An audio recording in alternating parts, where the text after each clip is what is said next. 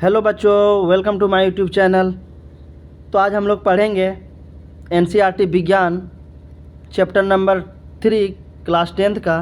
ठीक है, आज हम लोग पढ़ने वाले हैं क्लास 10th का साइंस चैप्टर नंबर 3, जिसका नाम है धातु एवं अधातु, यानी मेटल एंड नॉन मेटल के बारे में हम लोग आज कंप्लीट डिस्कस करेंगे। तो चलिए वीडियो का स्टार्ट करते हैं। अगर वीडियो अच्छा लगे तो लाइक करें, शेयर करें और सब्सक्राइब करें, और अगर अच्छा ना लगे तो सब्सक्राइब बिल्कुल भी ना करें। तो चलिए आगे बढ़ते हैं और वीडियो को स्टार्ट करते हैं।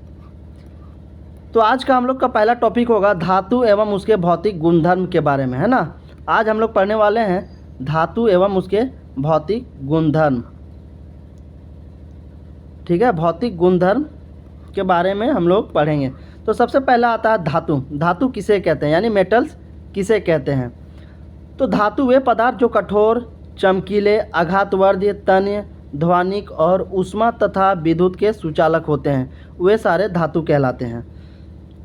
तो ये जो चमकीले, आघातवर्धी, तन्य है, इसके बारे में हम अभी अच्छे से नोट्स हम लोगों ने बनाया है, तो नीचे कंप्लीट डिस्कस करेंगे। तो अभी फ़िलहाल समझ लेते हैं कि धातु किसे कहते हैं ना। वे पदार्थ जो कठोर, चमकीले, आघातवर्धी, तन्य, ध्वनिक और ऊष्मा तथा विद्युत का सुचालक हो, उसे धातु कहते हैं। जैसे आप एग्जाम्पल देख सकते हैं, आयरन, कॉपर, एल्युमिनियम इत्यादि, ये सारे क्या है, ये सारे जो है मेटल्स है। और ये इन सारे धातुओं में ऊपर में जितने भी सारे गुण हैं पाए जाते हैं। यही वजह है कि इसे धातु कहते हैं। ठीक है, तो आगे बात कर लेते हैं। आप देख सकते हैं कि धातु का जो बहुत सारा एग्जाम्पल्स हमने यहाँ पे बनाया है, आप लोगों के लिए लाया है। जैसे देख सकते हैं steel, iron, bronze, brass, aluminium, copper, chromium, gold, lead. तो ये सारे क्या है, ये सारे जो है मेटल्स के एग्जाम्पल हैं। अब आइए बात कर लेते हैं धातु के भौतिक गुण। आई होप आप लोग धातु समझ गए होंगे किसे कहते हैं।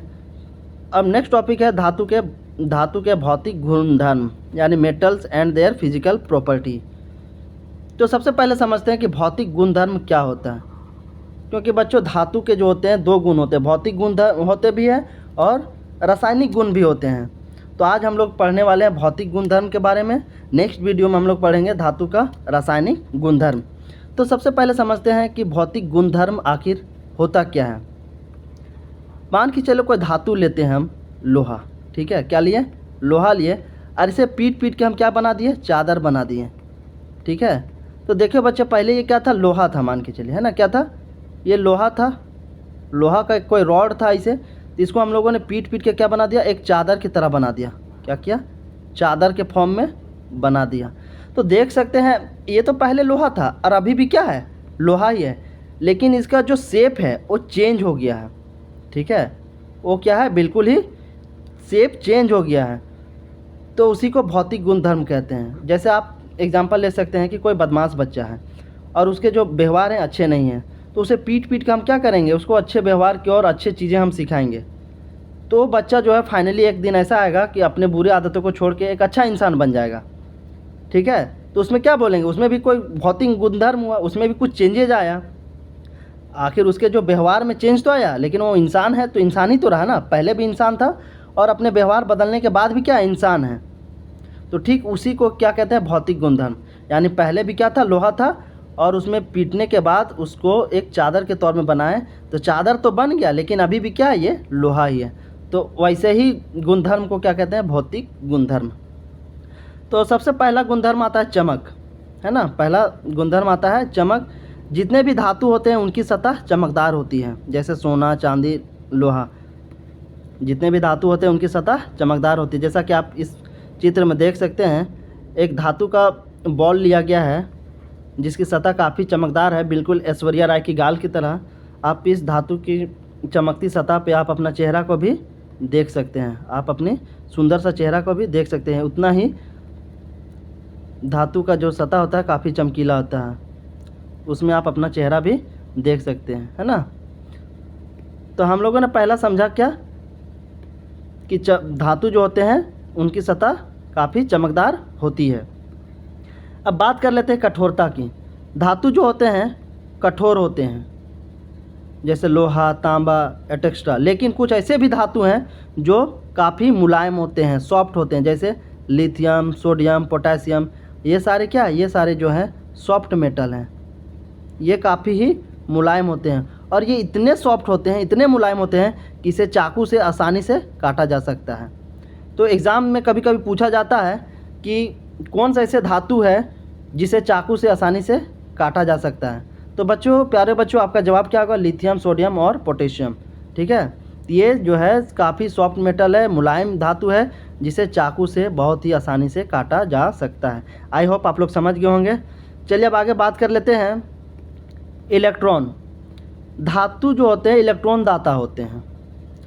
अब सबसे पहला बात आता है कि दाता किसे कहते हैं। दाता किसे कहते हैं? दाता का मतलब होता है देने वाला। दाता का मतलब देने वाला, जिसके पास अपार संपत्ति हो, जो लोगों को क्या करता हो? दान देता हो। क्या करता हो? दान देता हो। तो दान देने वाला ही क्या कहलाता है? दाता कहलाता है। तो दान कौन दे सकता है बच्चों? जो अमीर हो, जिसके पास पैसे हो, वही ना दान कर सकता है। गरीब आदमी तो दान नहीं कर सकता, उसे खुद दान की ज़रूरत, उसे खुद पैसों की आवश्यकता होती है। तो ठीक उसी तरह जो धातु होते हैं वो इलेक्ट्रॉन दाता होते हैं, उसके पास काफ़ी ज़्यादा इलेक्ट्रॉन होते हैं। तो इलेक्ट्रॉन को क्या करते हैं? इलेक्ट्रॉन का त्याग करते हैं। इलेक्ट्रॉन का त्याग करते हैं। ये इलेक्ट्रॉन को दूसरे को क्या करते हैं? त्याग करते हैं, यानी लोन दे देते हैं कि लो, मेरे पास बहुत ही ज़्यादा इलेक्ट्रॉन है, जिसे भी ज़रूरत हो आ जाओ, मैं दूंगा। इसीलिए ये जो है मेटल धातु जो होते हैं इलेक्ट्रॉन दाता होते हैं। जैसे एग्जांपल समझ सकते हैं सोडियम और मैग्नीशियम। इसको और बेहतर तरीके से हम समझ सकते हैं कि धातु जो है इलेक्ट्रॉन दाता कैसे होते हैं। तो सबसे पहले चलिए बात कर लेते हैं सोडियम का। और प्यारे बच्चों, आप लोगों को पता होगा कि सोडियम की जो परमाणु संख्या है क्या है? एटॉमिक नंबर 11 होती है। और अगर हम सोडियम का इलेक्ट्रॉनिक कॉन्फ़िगरेशन यानी इलेक्ट्रॉनिक विन्यास अगर हम लिखें तो कैसे लिख सकते हैं? 2 8 1। ठीक है, ये हो गया सोडियम का इलेक्ट्रॉनिक कॉन्फ़िगरेशन। तो देख सकते हैं इसको अपना ऑक्टेट पूरा करने के लिए कितने इलेक्ट्रॉन की आवश्यकता पड़ रही है? 7 इलेक्ट्रॉन इसके पड़ रहा है। लेकिन ये कहता है कि मेरे अंदर में उतना पावर नहीं है, ताकत नहीं है कि मैं 7 इलेक्ट्रॉन लेके अपना ऑक्टेट को पूरा करूं। हाँ, लेकिन मैं इतना दाता हूँ, दानी हूँ कि मैं 1 इलेक्ट्रॉन क्या कर सकता हूँ? दे सकता हूँ। 1 इलेक्ट्रॉन क्या कर सकता हूँ? किसी दूसरे को दे सकता हूँ जिसे ज़रूरत हो। ठीक है, इसीलिए आप देख सकते होंगे सोडियम के ऊपर क्या होता है? प्लस चार्ज होता है। सोडियम के ऊपर प्लस चार्ज होता है। क्यों? क्योंकि 1 इलेक्ट्रॉन को ये क्या कर सकता है? लोन दे सकता है वैसे लोगों को जिसको ज़रूरत है। इसीलिए धातु जितने भी होते हैं प्लस चार्ज वाले होते हैं। जितने भी धातु जो होते हैं, यानी जितने भी धातु जो होते हैं वो सारे क्या होते हैं? प्लस चार्ज वाले होते हैं, है ना। और जो अधातु होते हैं वो माइनस चार्ज वाले होते हैं। क्यों? क्योंकि ये अधातु जो होते हैं वो कर्जा लेते हैं, लोन लेते हैं। और हमेशा लोन लेने वाला क्या होता है? नेगेटिव होता है। और लोन देने वाला क्या होता है? दाता, वो हमेशा पॉजिटिव होता है। इसीलिए सोडियम के ऊपर 1 प्लस चार्ज लिखा जाता है। अब वहीं अगर मैग्नीशियम की हम बात करें तो प्यारे बच्चे, मैग्नीशियम का जो एटॉमिक नंबर होता है वो 12 होता है। अगर हम इसका इलेक्ट्रॉनिक कॉन्फ़िगरेशन लिखें, इलेक्ट्रॉनिक विन्यास, तो क्या होगा? 2 8 और 2। तो ये क्या हुआ? 2। इसको अपना ऑक्टेट पूरा करने के लिए कितना इलेक्ट्रॉन की आवश्यकता है? 6। लेकिन ये 6 इलेक्ट्रॉन इसके अंदर पावर नहीं है कि ले सकता। हाँ, लेकिन 2 इलेक्ट्रॉन क्या कर सकता है? दान दे सकता है। 2 इलेक्ट्रॉन क्या करेगा? ये किसी को दान दे सकता है। इसीलिए मैग्नीशियम को क्या लिखा जाता है? मैग्नीशियम को Mg2+ लिखा जाता है। क्यों? क्योंकि इसके पास जो है एक्स्ट्रा 2+ इलेक्ट्रॉन्स चार्ज है। ये 2 इलेक्ट्रॉन्स जो है किसी को दान में दे सकता है।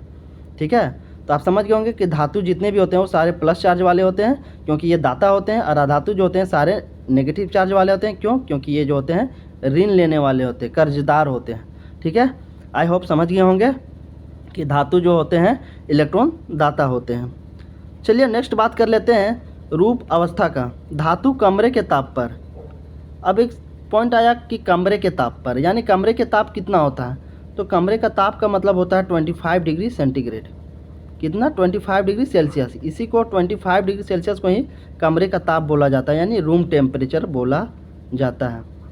ठीक है, यानी कमरे के ताप, यानी जब भी बच्चों आप देखें कहीं पे कमरे का ताप लिखा हुआ है तो इसका मतलब आप समझ जाएं कि 25 डिग्री सेल्सियस की बात हो रही है। तो ये भी छोटा सा सवाल है, पूछा जाता है एग्ज़ाम में कि कमरे का ताप मतलब क्या होता है, कितना टेम्परेचर होता है? तो प्यारे बच्चों 25 डिग्री सेल्सियस होता है। तो धातु जो होती है, धातु का रूप अवस्था के बारे में हम लोग देखते हैं। धातु कमरे के ताप पर यानी 25 डिग्री सेंटीग्रेड पर क्या होता है, ठोस होते हैं। यानी 25 डिग्री सेंटीग्रेड पे क्या होता है, 25 डिग्री सेल्सियस पे ये जो होते हैं धातु जो होते हैं ये सॉलिड होते हैं। क्या होते हैं, सॉलिड होते हैं यानी ठोस होते हैं।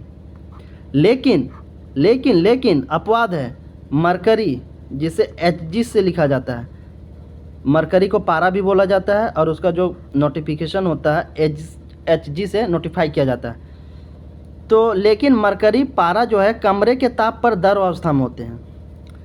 बहुत इंपॉर्टेंट पॉइंट बोल रहा हूँ बच्चों, मैं बहुत इंपॉर्टेंट पॉइंट बोल रहा हूँ बच्चों। ये अक्सर एग्जाम में पूछा जाता है कि कौन सा ऐसा धातु है जो कमरे के ताप पर द्रव अवस्था में पाया जाता है। तो प्यारो बच्चे उसका आंसर होगा पारा। पारा एक ऐसा धातु है जो कमरे के ताप पर यानी 25 डिग्री सेंटीग्रेड पे क्या होता है, द्रव अवस्था में पाया जाता है। आई होप आप लोग समझ गए होंगे बच्चे कि पारा जो होता है वो 25 डिग्री सेंटीग्रेड यानी कमरे के ताप पर द्रव अवस्था में पाया जाता है और बाकी धातु जो होते हैं वो ठोस अवस्था में होते हैं।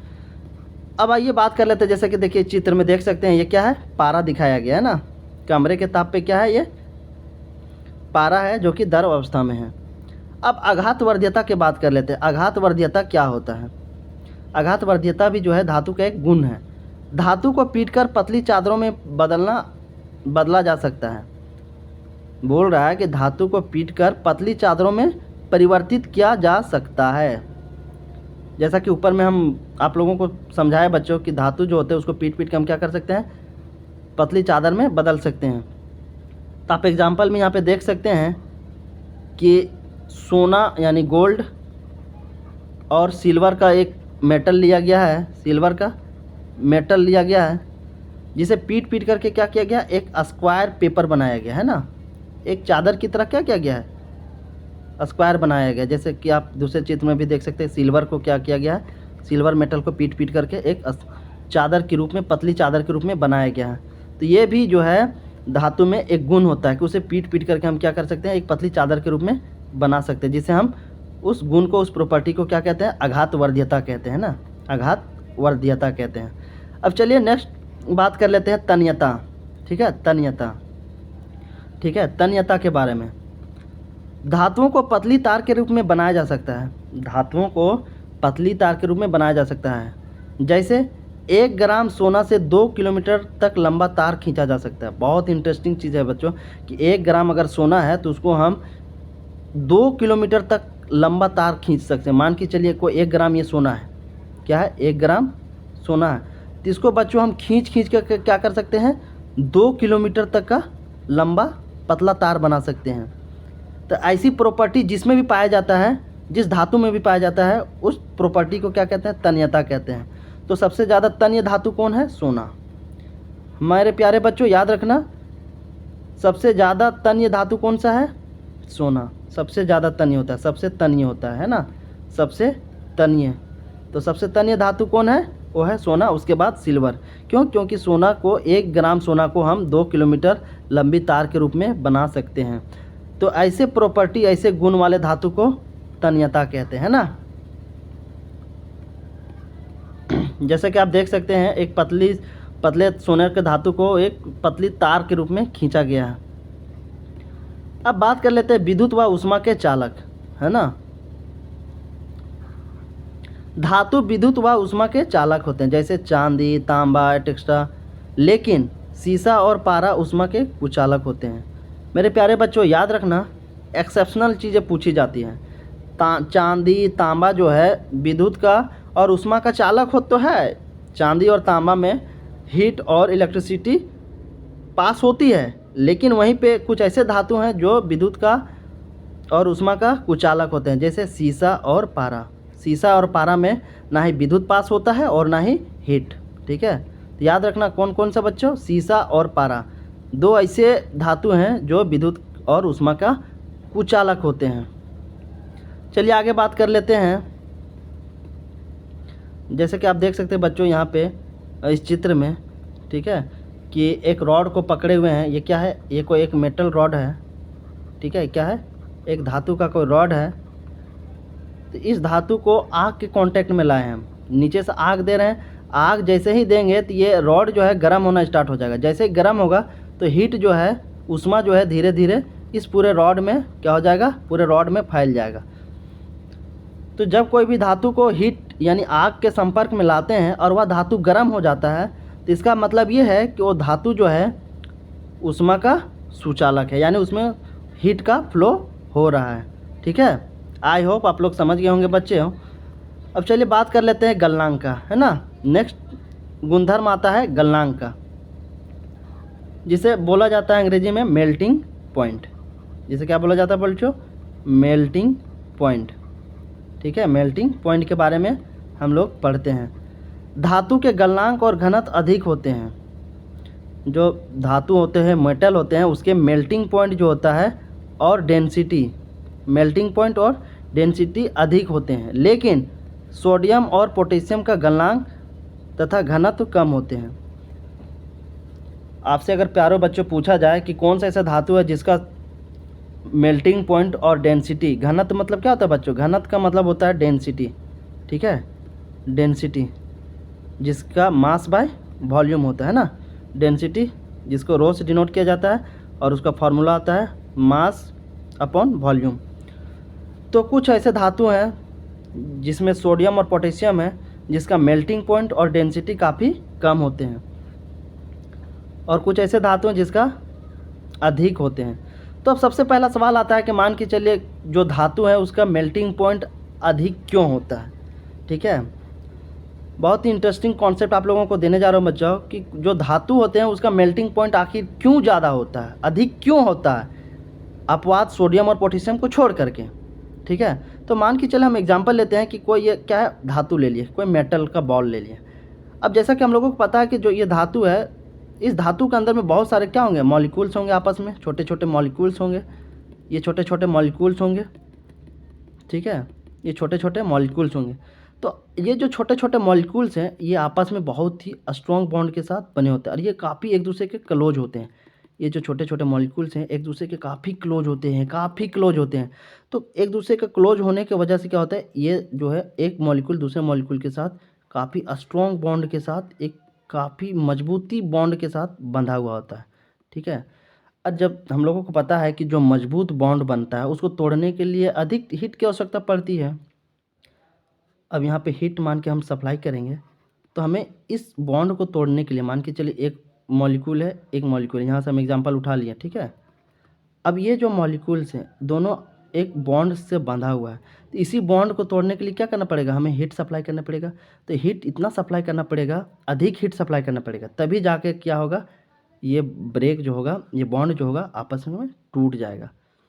तो हमें मेटल में, धातु में बहुत ही अधिक हीट सप्लाई करना पड़ता है, तब जाके इसका बॉन्ड जो होता है, बंध जो होता है आपस में टूटता है। क्यों? क्योंकि ये काफ़ी मजबूती के साथ एक दूसरे के साथ बंधे होते हैं, इसीलिए इसकी जो मेल्टिंग पॉइंट होती है हाई होती है।